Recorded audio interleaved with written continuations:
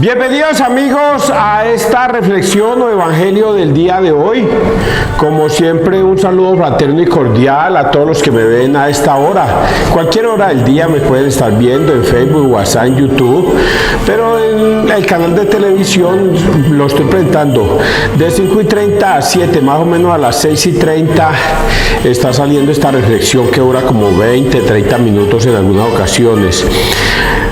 Para los que me están viendo por televisión, por Vibranet, me ven de 7 a 8:30, o sea que más o menos después de las 8 de la noche sale esta reflexión, vuelve y sale tipo 9:30 o 10, y al siguiente día. Ustedes hoy van a escuchar la palabra de Dios como todos los días lo hago. ¿Qué es? No son cosas que yo me he inventado, no son cosas que yo las digo de porque a mí me provocó decirlas, no son cosas así. Yo tengo que decirles algo muy serio, y esto es muy serio, muchachos, que lo que yo leo es la palabra de Dios, y en la palabra de Dios dice que hasta el cielo, que el cielo y tierra pasará, pero mi palabra no pasará, y hasta la última tilde y coma de la palabra se cumplirá. Todo lo que está escrito en la Biblia se cumple, todo. La Biblia está hecha para salvación, no está diseñada para la condenación, no. La Biblia o la palabra de Dios está hecha para la salvación del mundo, para los que se quieran salvar. Y existe la otra parte, que es que quien no obedezca se condenará. O sea que la Biblia está hecha para salvación del mundo y no para condenación. Pero si usted se resiste a creer en lo que está escrito, pues evidentemente viene la contraparte, que es usted se condenará. Esto es muy serio, muchachos.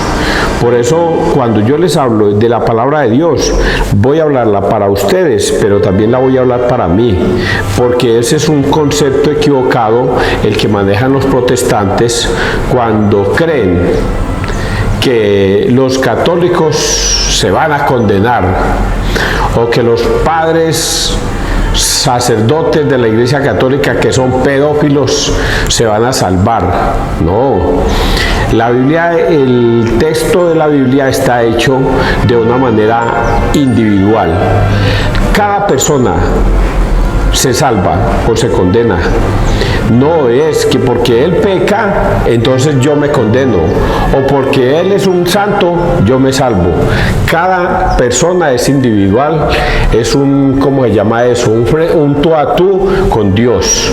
No hay otra forma de decirlo. Usted se enfrenta a usted solito con Dios, y usted se encuentra con Dios usted solito. No se va a encontrar ni con su mamá, ni con su papá, ni con sus hijos, ni con sus nietos, ni sus abuelos, nada. Esto es un cara a cara, un tú a tú.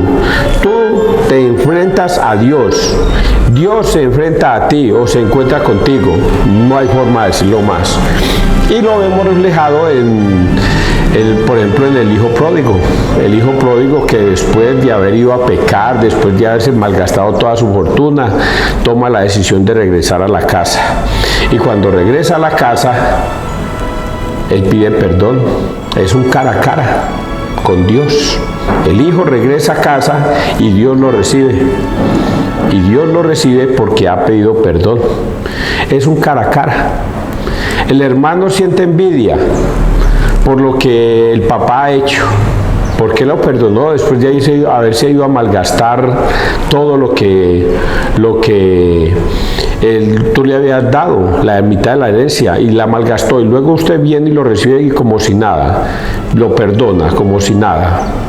Y Dios le responde a ese hombre, al hermano, le dice: mi hijo, usted siempre ha sido bueno, usted siempre ha estado conmigo, usted siempre ha sido obediente, usted siempre ha estado acá, pero él estaba perdido, ha sido hallado, estaba muerto y ha sido resucitado. Por eso debemos alegrarnos por los que se pierden, porque regresan al redil. Bueno, estamos en estos momentos leyendo nada más y nada menos todo lo que tiene que ver con este tiempo de Adviento de la Iglesia Católica. Tiempo de Adviento. Ay, es que yo son tantas cosas que quisiera decirles, muchachos, antes de empezar. Otro detalle breve. Me enfrentaba esta semana con unas personitas. Me enfrentaba, digo yo la palabra. Hablaba con ellos. Ellos creen que por alabar o aleluyar o creer en Dios ya se van a salvar. Y me decía una señora: César, pues déjelos, ellos también creen en Dios a su modo, ellos creen en Dios a su modo. Entonces, ¿qué tiene eso de malo, César? Igual yo también creo en Dios, no voy a misa, no comulgo, no me confieso, pero yo creo en Dios. Pero de eso no se trata.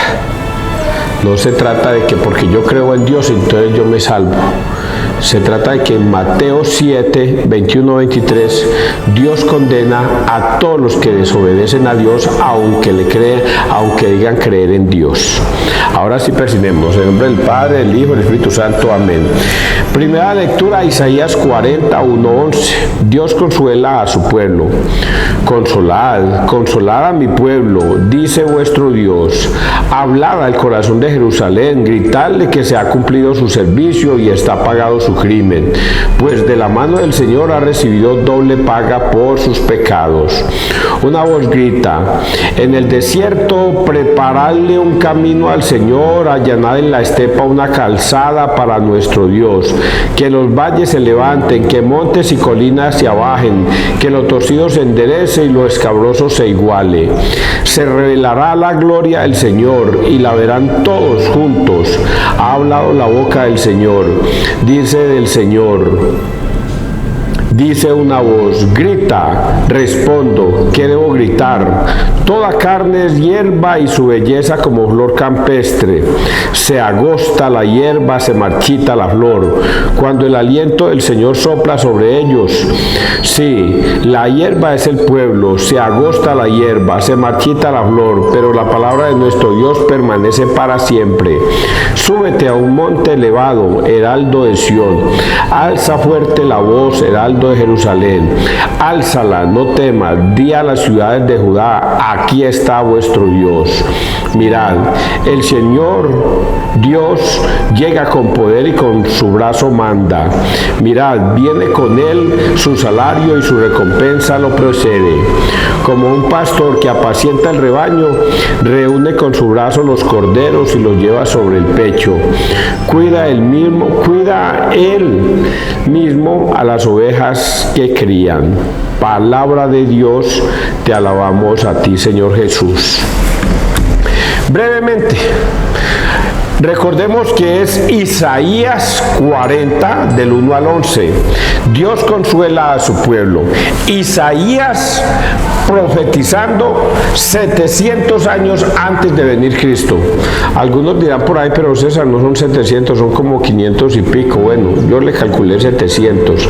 Si dice que, si ustedes pueden buscar en Google en qué fecha vivió Isaías, y ahí le va a decir la fecha exacta, antes de Cristo.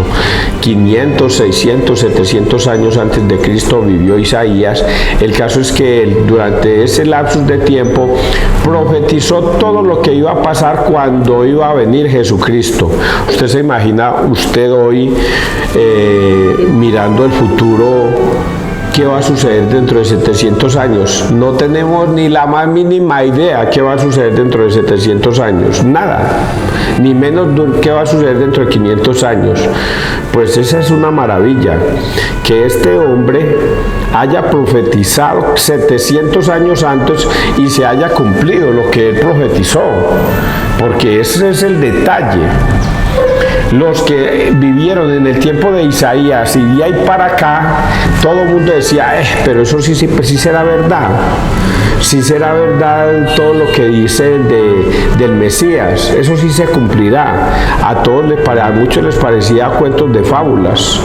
y de historias y leyendas sacados de la mente de Isaías. Pero Isaías, que vio en visión y profetizó porque Dios le hizo profetizar eso, todo eso se cumplió. ¿Y cómo lo sabemos hoy día después de haber pasado más de 2000 años? Pues porque aquí está escrito lo que él dijo y lo que se cumplió. Sea del Señor doble paga por sus pecados. Una voz grita en el desierto, prepararle un camino al Señor, allanad en la estepa una calzada para nuestro Dios. ¿Sabe quién decía esto? Nada más y nada menos que Juan el Bautista. Juan el Bautista gritaba en el desierto. ¿Quién es Juan el Bautista? Juan el Bautista es el niño que nació de Isabel. Recordemos que cuando la Virgen María recibió al arcángel San Gabriel, el arcángel San Gabriel le dijo: mirad a Isabel, que ella tiene 6 meses de embarazo. Isabel era una mujer estéril y no había podido dar a luz y ya era avanzada de edad. Pero Dios manda un ángel y se le aparece al esposo y le dice: mira que tu mujer va a concebir un hijo. Pero ese esposo, que se me escapa el nombre, dudó un momentico y por eso lo dejaron mudo y sordo. Y se iba a llamar Juan el Bautista. Y María va y visita a Isabel. Isabel tiene 6 meses de embarazo. Ese es el Juan Bautista que va a nacer, el que va a nacer y que va a ser el último de los profetas. Porque va a decir nadie, en la palabra de Dios va a decir que no hay un profeta más grande en el mundo que Juan el Bautista, pero el más pequeño del reino de los cielos es más grande que Juan. Juan es el último de los profetas que va a profetizar la venida del Señor. Después de Juan el Bautista, oigan bien esto que voy a decir, después de Juan el Bautista ya no hay más profetas, ya no hay más profetas.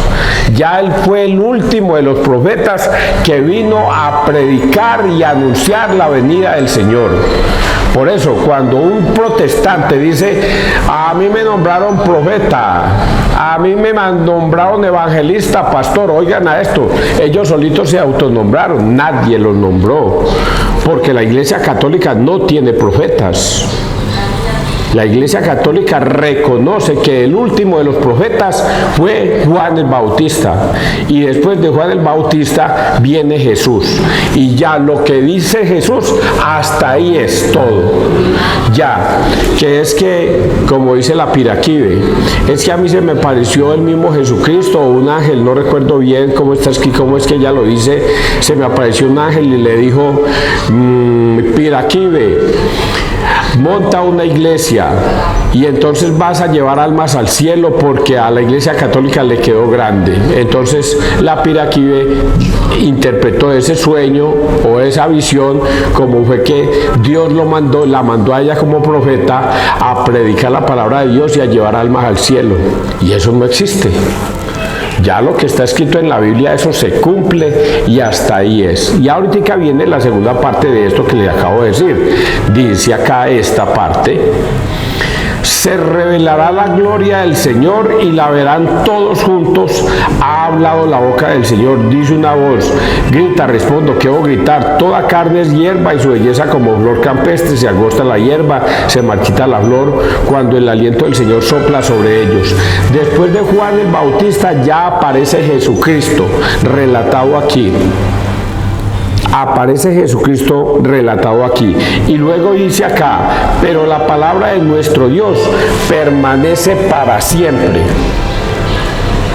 O sea, que lo que está escrito en la Biblia no se puede cambiar, ni quitar, ni poner absolutamente nada. La palabra de Dios ya está escrita, el libro se cerró a los 100 años. Y a partir de ahí ya nadie puede ni agregarle ni quitarle, porque ya la palabra de Dios se cerró.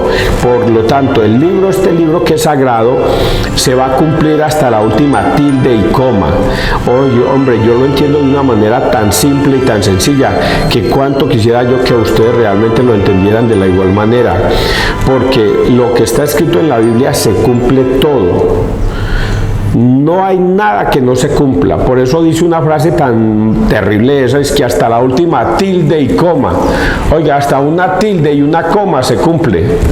O sea que es tan estricto lo que está escrito en la palabra de Dios que hasta una tilde y una coma se cumplen.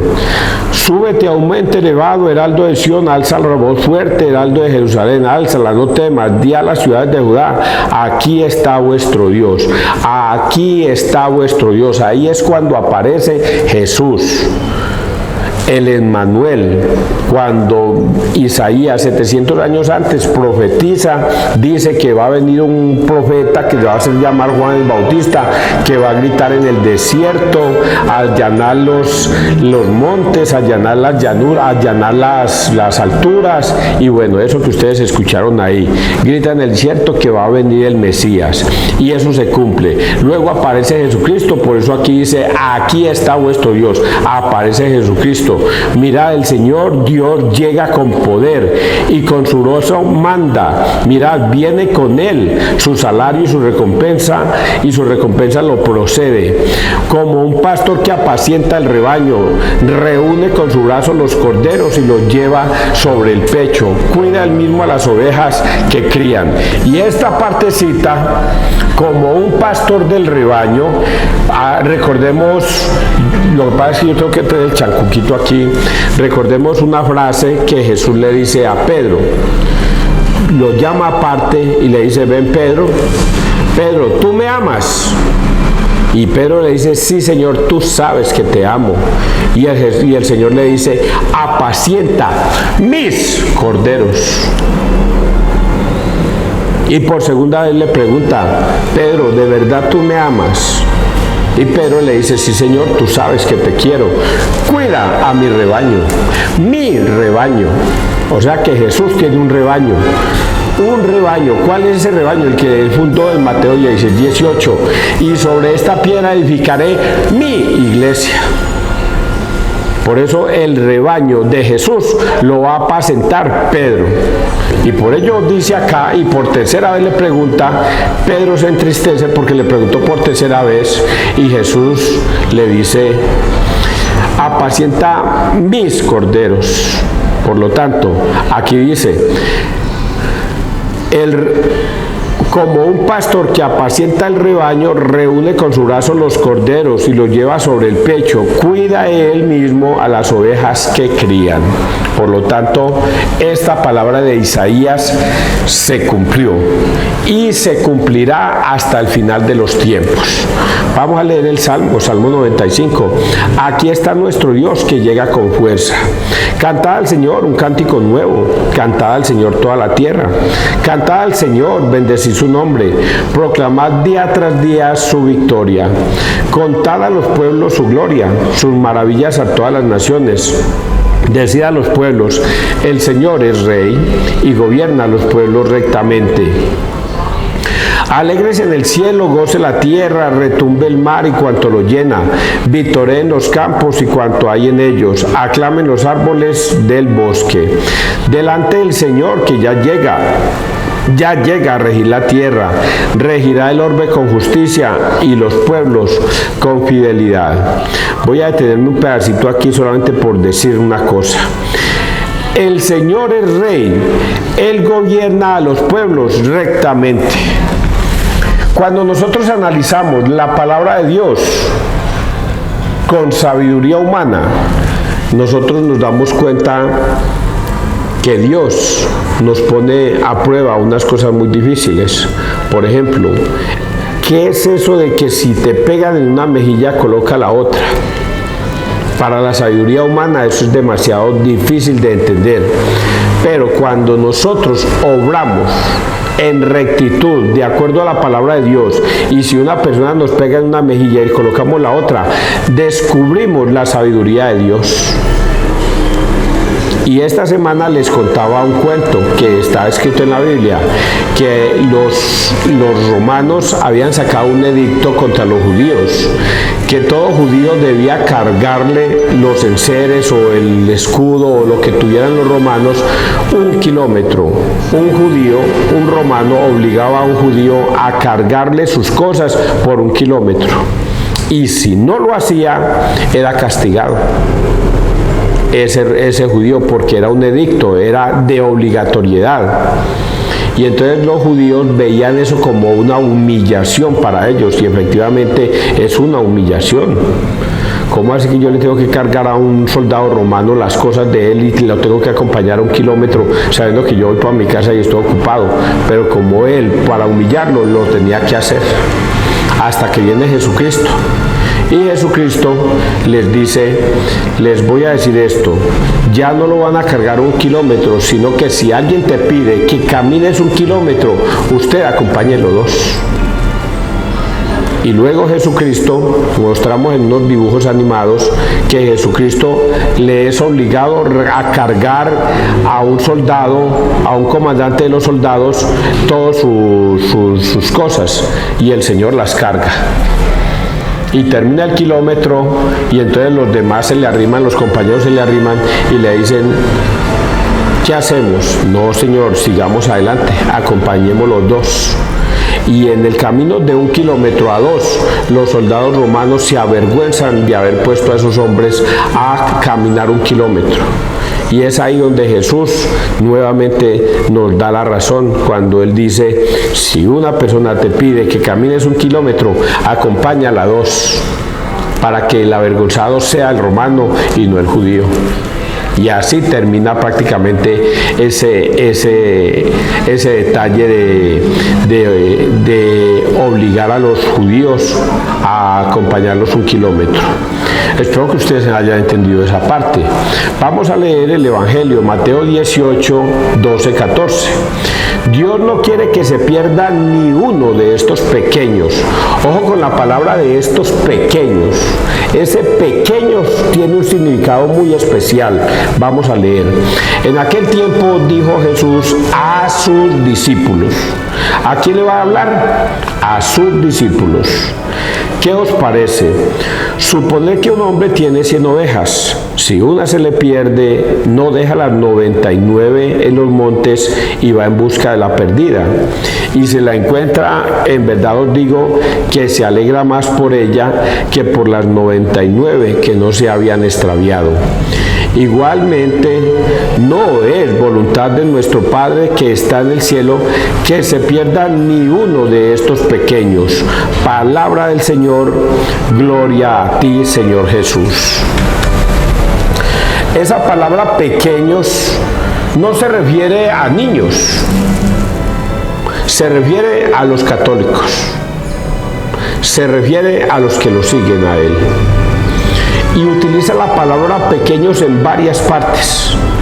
Recordemos una que dijimos ahora 8 días que decía el Señor, te doy gracias, Padre, porque le has revelado esto a los pequeños y se lo has ocultado a los sabios y entendidos. Sí, Padre, así te ha parecido bien. Entonces esa palabra pequeños se refiere a los católicos, a los que siguen a Cristo. Y ayer les decía a ustedes que un seguidor de Cristo no tiene por qué saberse toda la Biblia de pe a pa. Él no es obligación que se lea toda la Biblia y se la sepa de memoria, no es obligación. Pero el Señor le llama pequeños porque Él dice, el que me obedece a mí, obedece a mi Padre que me ha enviado. Y le llama pequeño porque un día toma a un niño y lo coloca en medio de los discípulos y les dice, el que quiera llegar al reino de los cielos debe ser como este niño, como este pequeño. Debe ser un niño obediente, un niño que se deja guiar, que se deja ilustrar.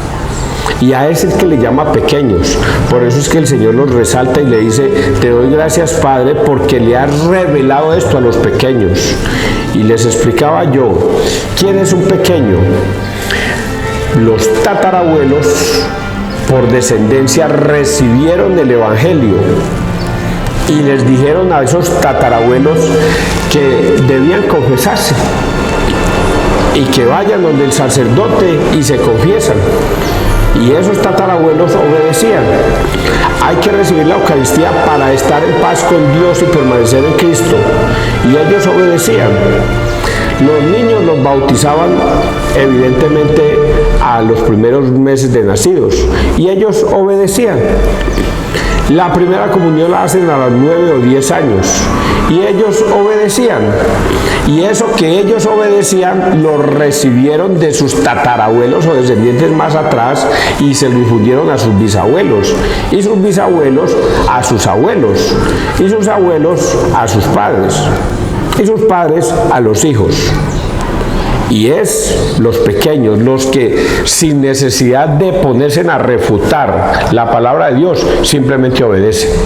¿Debo ir a confesarme con un sacerdote? Sí, obedezco. Yo no me pongo a decir, pero ¿por qué yo tengo que ir a confesarme con un sacerdote si él es un hombre pecador igual que yo? No, si Jesucristo ordenó en Juan 20, 21, 23 que debemos confesarnos con un sacerdote, vamos. A eso se refieren estos pequeños. A eso se refiere que debemos comer la Eucaristía. Juan 6:53, quien coma de mi carne y beba de mi sangre tendrá vida eterna, porque mi carne es verdadera comida y mi sangre es verdadera bebida. Y nosotros la recibimos. Ya, si Jesucristo dijo que ahí está Él vivo y que tendré vida eterna, yo no me pongo a cuestionar, lo hago. Esos son los pequeños. Y por eso él dice que cuando se extravía uno de esos pequeños, cuando llega un pastor mentiroso a su casa y le toca: vengo en el nombre de nuestro Señor Jesucristo, conviértete y cree en el Evangelio y vente para acá porque aquí así hay salvación. Esa persona, y se deja convencer, se va, se pierde. Se pierde, y el Señor dice: hay que ir detrás de esos protestantes para educarlos nuevamente a que regresen al redil. Y cuando se logra convertir uno de esos protestantes, hay fiesta en el cielo, hay fiesta en el cielo. Pero también está dicho para esas personas que, habiéndose extraviado en el mundo porque mataron, robaron, fornicaron, violaron, estafaron, hurtaron, secuestraron, etcétera, pero en el último minuto el Señor va por ellos y los rescata, y esa persona se arrepiente de su pecado, dice que el Señor está siempre dispuesto a recibirlo.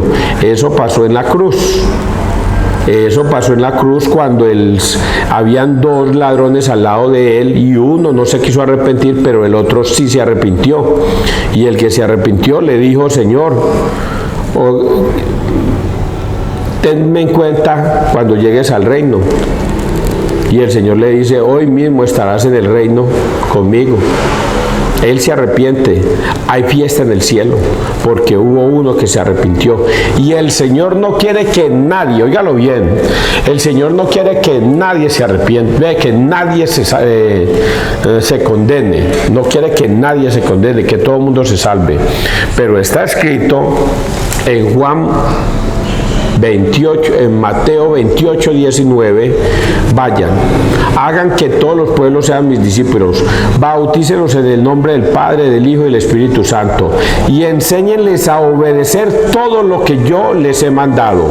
El que crea se salvará, pero el que se resista a creer se condenará. El Señor quiere que todo el mundo se salve, por eso la prédica del día de hoy. Que Dios te bendiga. ¿Ustedes entendieron eso? ¿Sí? Espero que sí, muchachos. Que Dios te bendiga, que Dios nos bendiga donde quiera que todos estemos.